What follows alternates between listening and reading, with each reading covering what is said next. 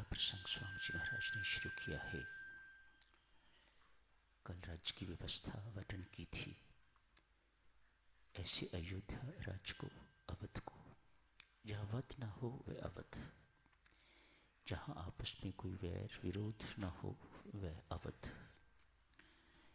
ऐसे अवध देश के राजा हैं राजा दशरथ। पुत्रहीन हैं। आज वर्णन हुआ, इतने मंत्री थे, इतना सब कुछ था, लेकिन पुत्र कोई नहीं था। राजा को, पिता को बहुत चिंता होती है, मेरे बाद इतने बड़े विशाल राज्य को कौन संभालेगा। विचार विमर्श होने लग गया। गुरु महाराज वशिष्ठ जी ने सुझाव दिया पुत्रेष्टि यज्ञ करने के लिए। यज्ञ हुआ।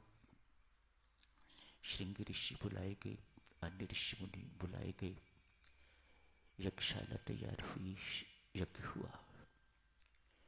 यज्ञ नारायण प्रकट हुए। गुरु महाराज को प्रसाद मिला। गुरु महाराज ने राजा दशरथ को प्रसाद दिया। कहा, तीनों रानियों को बांट दो, 4 पुत्र पैदा होंगे, वरदान मिला।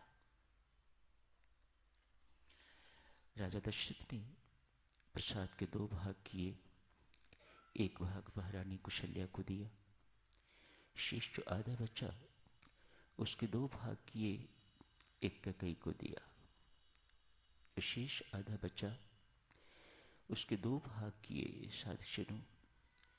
सुमित्रा को स्वयं प्रसाद अपने हाथों से नहीं दिया, आधा कैकेयी को दिया, आधा कुशल्या को दिया और कहा, आप सुमित्रा को प्रसाद देके तो सम्मानित करो। आध्यात्मिक दृष्टि से सुमित्रा समर्पण है, भक्ति है, अतएव पीछे रहना उसे बहुत पसंद। पीछे पीछे रहती है, उसे आगे होना अच्छा नहीं लगता। जो कुछ मिलता है उसमें संतुष्ट रहती है। ये भक्ति के चिन्ह है। और मां सुमित्रा भक्ति की प्रतीक है, उपासना की प्रतीक मानी जाती है। मां कुशल्या को ज्ञान के प्रतीक माना जाता है और कैकेयी को कर्म की प्रतीक माना जाता है, क्रिया की प्रतीक माना जाता है। सुमित्रा ने जो कुछ किया वह उनके गुणों के अनुकूल, जैसे गुण उनके अंदर हैं, उन्होंने सहर्ष दोनों से प्रसाद लिया, अष्टपुरुत आंखों से, और कहा, मां कुशल्या कोई बहुत छोटी नहीं है। कुशल्या से, कुशल्या की बहन ही है सुमित्रा, बहुत छोटी नहीं आयु में, लेकिन भक्ति की ये चीज बड़ी अनूठी है। दूसरों को सम्मान देने में भक्ति कंजूसी नहीं करती, दूसरों को सम्मान देती है और स्वयं मान रहित रहती है। ये भक्ति के चिन्ह है, ये भक्त के चिन्ह है।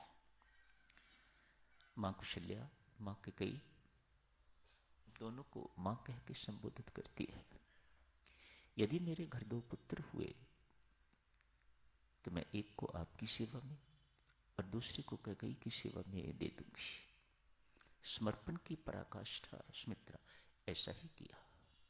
2 पुत्र पैदा हुए हैं, लक्ष्मण को प्रभु राम की सेवा में सौंप दिया, या यूं कहिए मां कुशल्या की सेवा में सौंप दिया। शत्रुघ्न को भरत जी महाराज की सेवा में सौंप दिया, या यूं कहिए कि कैकेयी को सौंप दिया। जो उसने व्रत लिया, जो संकल्प किया, उसको पूर्ण कर दिया। परमेश्वर कृपा 4 पुत्र पैदा हुए। गर्भावस्था में देवियों हमें क्या करना चाहिए, एक पृष्ठ पूरा स्वामी जी महाराज ने लिखा है, ताकि जो गर्भ में है उस पर अच्छे संस्कार पड़े, सुसंस्कारित हो। तो ये संस्कार गर्भ में ही समझदार माताएं डालती हैं। उसके बाद बच्चा पैदा होता है तो फिर भी अपने सुसंस्कारों की छाया के अंतर्गत ही उन्हें रखती हैं। अच्छी माताएं ऐसे खुले नहीं छोड़ देती, कितना भी लाडला क्यों ना हो। अच्छी माता, समझदार माता ऐसे ही बच्चों को रखती है अपने सुसंस्कारों की छाया में, छत्र छाया में रखती है। प्रथम गुरु तो माता ही है और बहुत जबरदस्त भूमिका हुआ करती है गुरु की। प्रथम गुरु माँ। 4 पुत्र पैदा हुए हैं, नामकरण संस्कार हुआ है। जो सब में रमता है, जिसमें सब रमते हैं, उनका नाम राम रखा गया। जो प्रेम के दाता हैं, सुख के दाता हैं, संतोष के दाता हैं, जिन्हें देखने मात्र से, जिनका नाम लेने मात्र से शांति मिलती है, प्रेम उमड़ता है, वे राम।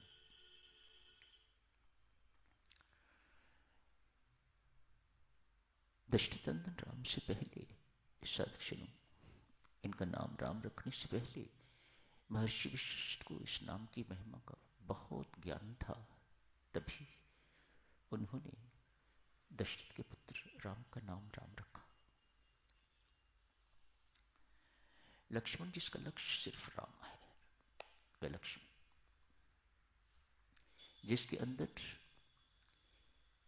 एक सर्वोच्च सेवक के लक्षण पाए जाए, वह लक्ष्मण। भरत जी महाराज जो कला क्लेश वैर विरोध इन सब चीजों को खत्म कर दे, प्रेम के प्रतीक भरत जी महाराज, उनका नाम कैकेयी के पुत्र का नाम भरत रखा गया। जिससे शत्रु थर थर कांपे, वह शत्रुघ्न।